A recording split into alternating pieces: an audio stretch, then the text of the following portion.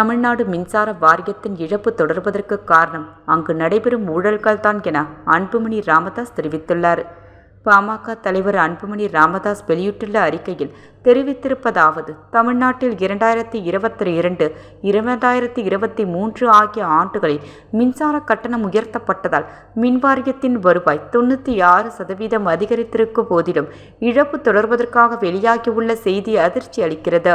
51% அளவுக்கு கட்டணம் உயர்த்தப்பட்ட பிறகும் கூட மின்வாரியத்தை லாபத்தில் இயக்க முடியவில்லை என்பதுதான் அரசும் மின்வாரியமும் எந்த அளவிற்கு ஊழலில் திளைக்கின்றன என்பதற்கு சான்றாகும்.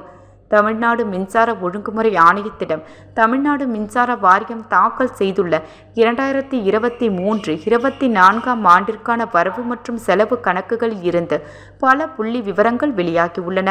திமுக ஆட்சியின் முதலாக 2022 ஆண்டு செப்டம்பர் மாதம் மின்கட்டணம் உயர்த்தப்பட்டது.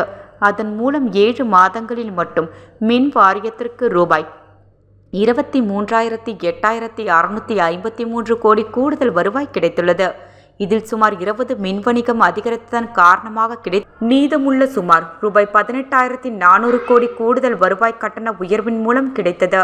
2021-22 ஆண்டில் மின் வாரியத்தின் இழப்பு ரூபாய் 9,130 கோடிதான் என்பதால் கிடைத்த கூடுதல் வருவாயை கொண்டு மின் வாரியம் குறைத்தது. ரூபாய் 10,000 கோடி லாபம் ஈட்டியிருக்க வேண்டும். ஆனால் முந்தைய ஆண்டை விட அதிகமாக ரூபாய் 9,192.25 இழப்பீடை தான் தமிழ்நாடு மின்சார வாரியம் எதிர்கொண்டது. 2023-24 ஆண்டில் வணிக நிறுவனங்களுக்கு 2.18 மின்கட்டணம் உயர்த்தப்பட்டது. வீடுகளும் அதே அளவு கட்டணம் உயர்த்தப்பட்டது. அது நேரடியாக மக்கள் மீது திணிக்கப்படவில்லை என்றாலும் மக்களின் வரிப்பணத்தை கொண்டு அரசால் நேரடியாக செலுத்தப்பட்டதால் மின்வாரியத்தின் வருவாய் குறையவில்லை. அதனால் 2023-24 ஆண்டிலாவது மின்சார வாரியம் லாபம் ஈட்டும் என எதிர்பார்க்கப்பட்டது. ஆனால் அந்த ஆண்டிலும் மின்சார வாரியம் தொடர்ந்து இழப்பைத்தான் சந்திக்கிறது. 2023-24 ஆண்டில் மின் வாரியத்தின் மொத்த வருவாய் ரூபாய் 97,757 கோடியாகும். இது 2021 மற்றும் 22 ஆண்டின் வருவாயான ரூபாய் 49,872 கோடியை விட 96%, அதாவது 47,885 கோடி அதிகமாகும். இடைப்பட்ட காலத்தில் மின்வணிகம் ரூபாய் 137 கோடியை அதிகரித்து உள்ளது. 2022 ஆண்டில் ஒரு யூனிட்டின் சராசரி கட்டணம் ரூபாய் 5.60 என்பதால் அதன் மூலம் கிடைத்த ரூபாய் 6,371 கோடியை கழித்தாலும் கூட கட்டணத்தின் உயர்வு ஏற்கிறது. மேலும் மின்சார வாரியம் குறைந்தது 32,000 கோடி லாபம் ஈட்டியிருக்க வேண்டும். ஆனால் ரூபாய் 697 கோடி இழப்பை சந்தித்துள்ளது.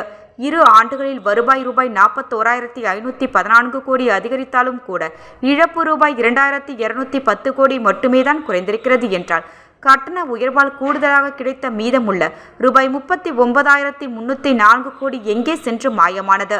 தமிழ்நாடு மின்வாரியத்தின் மூலம் சொந்தமாக உற்பத்தி செய்யப்படும் மின்சாரத்தின் அளவு இந்த காலத்தில் வெறும் 21% மட்டுமே அதிகரித்துள்ள நிலையில் அதற்கான ஆன செலவு மட்டும் 77 உயர்ந்திருக்கிறது.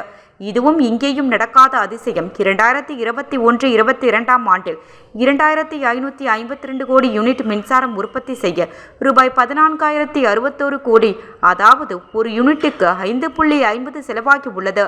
ஆனால் 2023-24 ஆண்டில் 3,310.60 கோடி யூனிட் உற்பத்தி செய்ய 24,920 கோடி செலவாகி உள்ளது. ஒரு யூனிட் மின்சார உற்பத்தி செய்ய 8.03 செலவாகி உள்ளது. இது 46% உயர்வு அதிகமாகும்.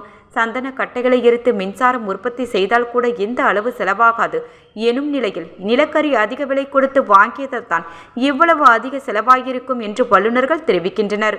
மின்வாரியத்தின் வருவாய் 96% அதிகரித்த பிறகும் ரூபாய் 6,920 கோடி இழப்பில் இயங்குவதுதான் திராவிட மாடல் ஆட்சியின் சாதனையா என்பதை ஆட்சியாளர்கள் விளக்க வேண்டும்.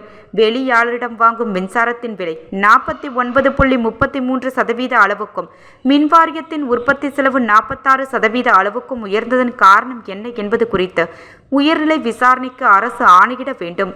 இவ்வாறு அதில் தெரிவித்துள்ளார்.